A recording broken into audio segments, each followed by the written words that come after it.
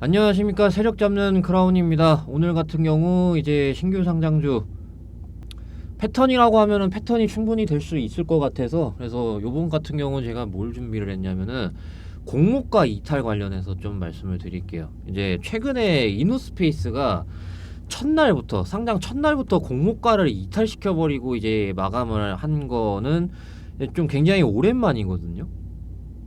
그동안 이제 웬만하면은 신규 상장주들이 상장 첫날부터 공모가를 이탈시켜 버린 적은 이제 그동안 없었다가 굉장히 오랜만에 이제 등장을 하기 시작한 건데, 그러니까 제가 지금 떠오르는 거는 크래프톤입니다. 크래프톤이 상장 첫날에 공모가 이탈시켰거든요. 예. 크래프톤 공모가가 보시면은 49만 8천 원.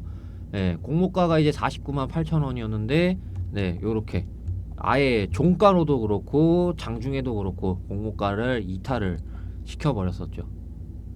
뭐 옛날에는 인텔리안 테크라는 뭐 그런 종목도 있었는데, 근데 뭐 이거는 너무 옛날이니까 그래서 뭐 이거는 넘어가고요. 아, 맞다. 좋아요 좀 눌러주시면 너무 감사하겠습니다. 그러니까 제가 드리고 싶은 말씀은 뭐냐면은, 요새는 더더욱, 네, 최근 그 신규 상장주 패턴, 요새 특히 공모가 이탈하는 거를 아예 생각을 해야 돼요.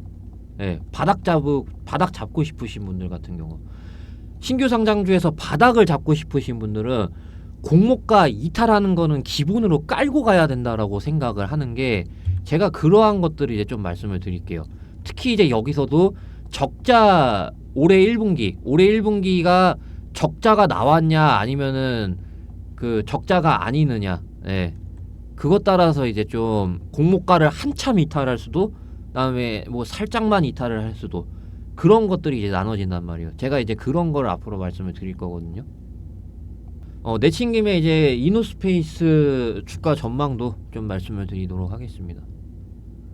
뭐 여기 본 채널에서는 뭐 말씀을 드리긴 했는데요. 여기 채널에서 말씀을 드리긴 했는데, 네, 근데 이노스페이스 주주님들이 특히 좀 이 공모가 상장 첫날부터 이탈시켜버리는 그런 충격 있잖아요. 네, 그래가지고 좀 그런 것들을 말씀을 드리려고 하는 거예요.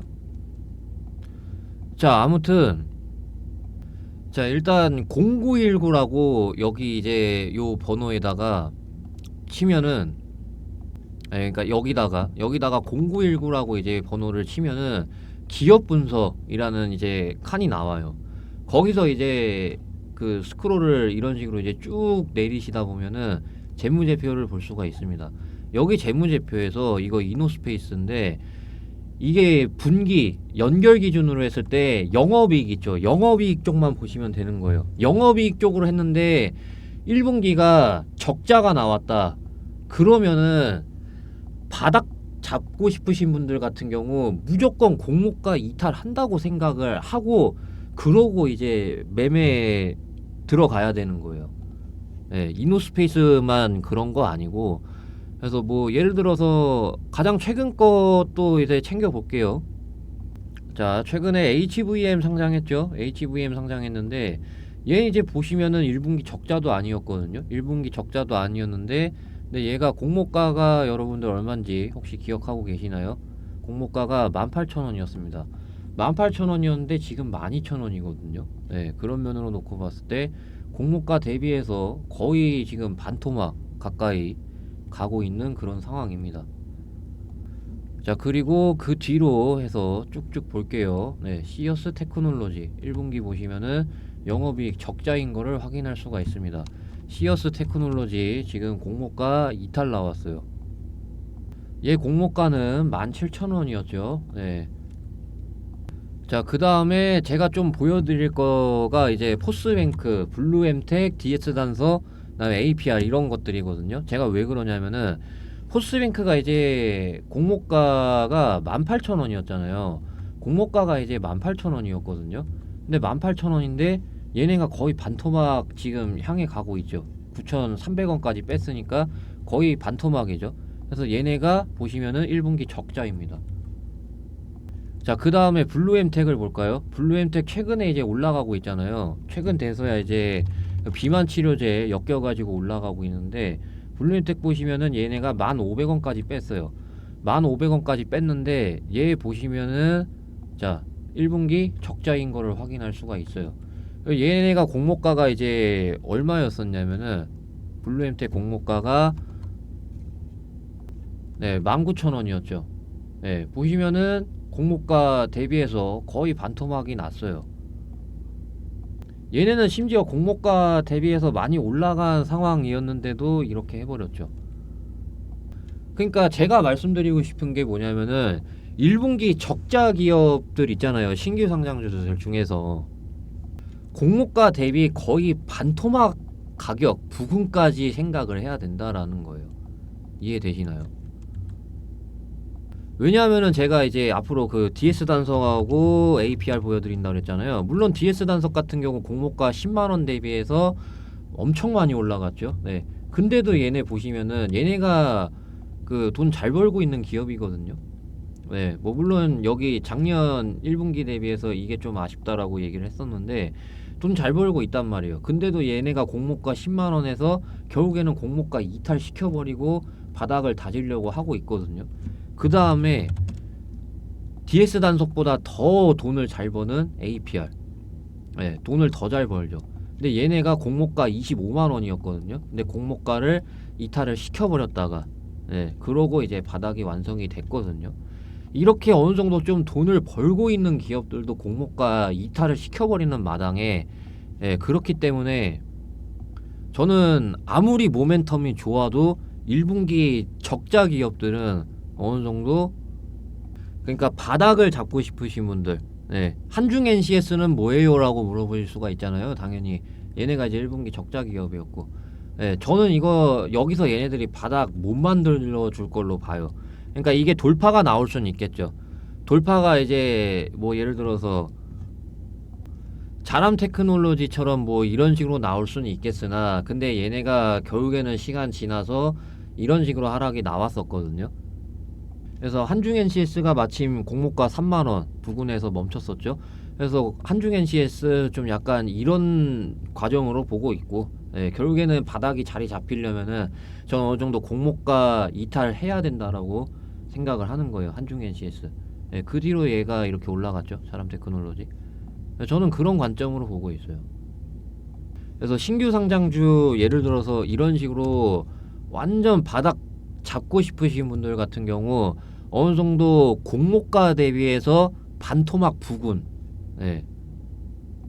거기부터 저는 어느 정도 적자 기업 기준입니다. 적자 기업 기준 어느 정도 좀 돈을 벌고 있는 기업 같은 경우는 공모가 대비 한 마이너스 20% 정도? APR이랑 단석이 그랬으니까.